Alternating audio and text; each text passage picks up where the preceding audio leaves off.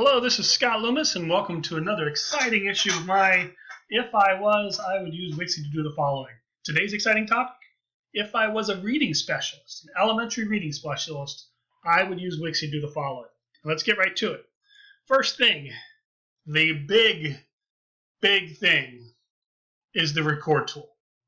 If you're not aware, in each page of a teacher or student project, so in anything you're doing in Wixie, users can add a single audio recording. Under the options, obviously page orientation, there it is. Now, if you have something selected on your page, such as a text object, obviously the recording is not going to show up, but if everything's unselected, the page options will show up and the recording tool will appear. Each recording can be up to 5 minutes in length per page. This is not necessarily, reading specialist, have the students read from a script. This is right off the top of your head. Tell me what you know, ramble on for as long as it takes, but share that information. How does it work? Oh, it's so hard. And of course, I'm being super sarcastic. Press the red recording. You may need to enable your microphone on the machine. In many cases, you may have to allow it based on district security settings. You may have to, a small box or window may pop up in the middle and you may have to click allow. There may be another security box up here. So sometimes it could take a moment or two of preparation before the microphone is fully enabled. However, if the microphone is enabled, when you click the red, it should initiate for a moment, at which point it'll turn green, which could be a split second or a second or two, at which point you talk up. And there'll actually be a counter saying how much time you have left. When you're done, you press the green, so it stops. You can preview your recording and even trash it and do a new one. So let me give it a try. This is the coolest program in the world. If you haven't used Wixie before, you have no clue what you're missing. And ta-da! There's a 6-second recording. And again, preview it if I want, trash stuff I want. Each page allows for its own recording. Now, I didn't use 5 minutes in this page. Can I do some more on this page? Nope, it's just one recording per page regardless of the length. So think about what your students could be doing. You could have a couple kids back at the table. You're reading a book, a picture book. I was going to say a little book, but you're reading a picture book. The character's about to get to a spot where they're going to make a decision. And you close the book and you look at the two and say, what do you think she's going to do? You have 5 minutes to draw a picture and add an audio recording in Wixie of what you think is going to happen, prediction, but you must use evidence to explain why you think you're going to think, why you're thinking what you think, basically. Kindergartners, first graders, second graders, you name it. Heck, let's draw 3 pages and do 3 separate recordings, middle, beginning, and end. Let's retell stories. Let's create a second chapter or fairy tale. And again, some of these can be simple illustrations with that elaborate sharing of knowledge. Better yet, let's talk fluency. And I'm going to go ahead and add a second page here. Although there are other videos that outline how to assign teacher tools, or teacher templates, excuse me, let's assume that you've created a teacher template and that it is a paragraph in length. Big paragraph. More than likely, it's the fluency text that you're asked to assign to the students to check their fluency, like for first graders. How far can they read in 60 seconds? So you have this lengthy paragraph, you've assigned it to the students, and all you ask them to do, because you're working one-to-one, you're pulling them out in the hallway, or maybe you got a little quiet closet someplace, you press record and tell Timmy he's got a minute to read as much as he can. So little Timmy busts through the recordings, you stop it. You, working with Timmy now on his account, can easily save the project. It saves automatically, but you date it today. And what do you and Timmy do next month? You open up the exact same template and you record it again. And now you have 2 artifacts. And heck, Timmy, he's got a speech concern or he's got an IEP for fluency.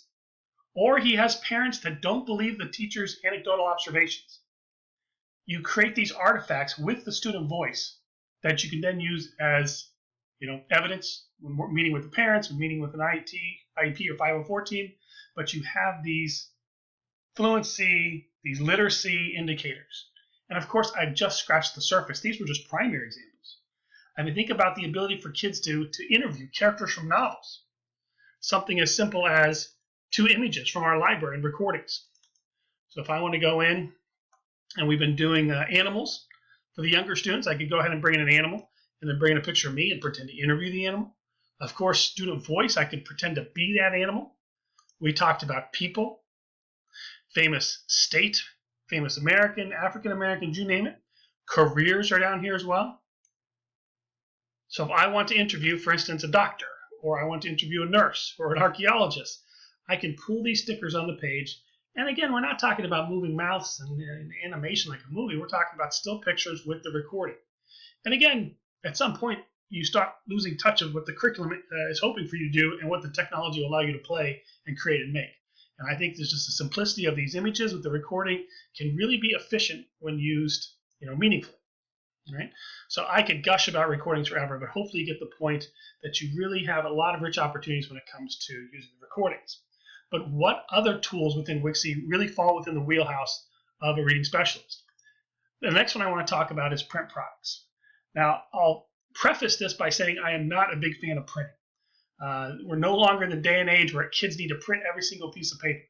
And in many cases, you see teachers printing stuff because they want to put the check plus or the P or whatever it is, they want to put a little smiley face and sticker on it. Well, we're kind of moving away from that. We're talking 21st century. However, I am a big component of printing things to showcase. I mean, if the kids have been working hard on a project, why not showcase them? And although these do not use audio recordings, obviously you can't print a recording, we do in Wixie much beyond your regular 8.5 by 11. Now the print menu is under the send icon. Just like you can export your videos and EPUB files when it comes to your recording, so you can export out of Wixie to use those as artifacts, even images, again, if you're not using recordings. But under the print menu allows you to do things like obviously a full page or a table tent. Now check out here, this is a table tent, what it'll print like. And what you see is page 1 on the top. This is like a name tag for a student's desk on like back to school night. So, mom and dad can come and visit them, or it's just a little bit about me. So it's not really strong curriculum wise, but basically they drew a picture of themselves, says what I like to eat, and then you kind of find they did their name and they did the alphabet along the top just for fun in a font of their choice. This would probably fold right here down the middle, and this is a 2-page Wixie project. Page 1 automatically printed on top, page 2 automatically printed on the bottom half, and it rotated, Wixie did all by itself, page 1, so it's 180 degrees, and when you fold right through those 2 text lines, you have a table tent that gets stacked on a desk or a postcard. You can also do exciting things like comic books. Again, these are 4 separate Wixie pages that will print, so you don't have to draw lines on papers or anything else. The comic books, postcards, things are very easy to do. And here's one of my favorite. This is actually obviously quite micro small. This is a trading card of James and the Giant Peach because they're doing character talk, like a book trailer.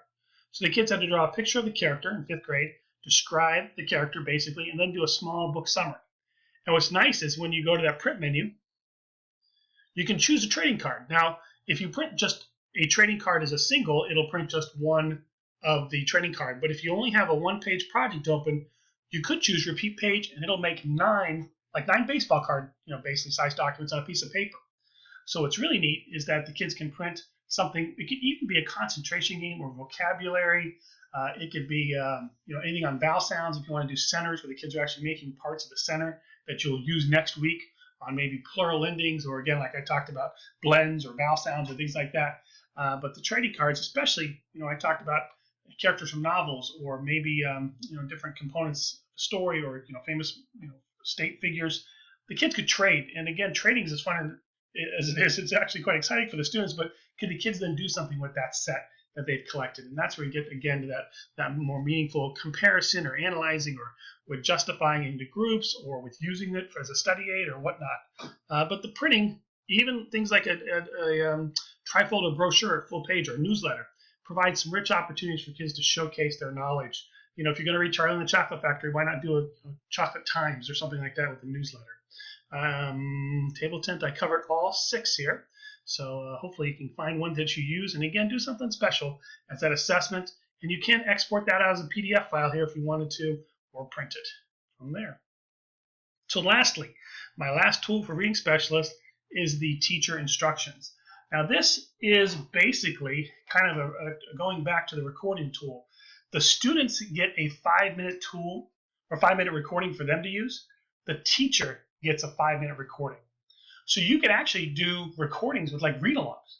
So you could actually have text if you wanted to go ahead and copy some pages from some books, create a reading center. I mean, it's not innovative instructional technology use, but it's still effective use, and that's what's applicable for you and your students' needs. So we're talking what is going to be the best means to help these students progress, even like an ESOL student with following along or whatnot.